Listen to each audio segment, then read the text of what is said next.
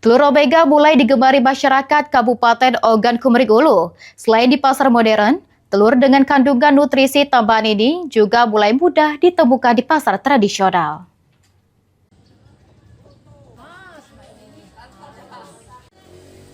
Telur Omega menjadi salah satu pilihan masyarakat karena dikenal memiliki kandungan lemak sehat dan nutrisi yang bermanfaat bagi tubuh. Di Kota Batu Raja, telur Omega kini tidak hanya dijual di supermarket, namun juga telah tersedia di sejumlah pasar tradisional.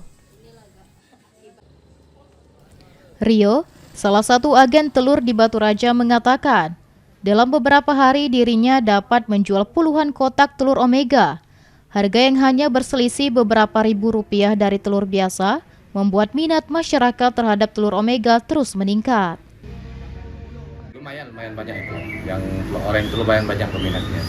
Kemarin aja itu baru masuk 3 hari 60 kotak.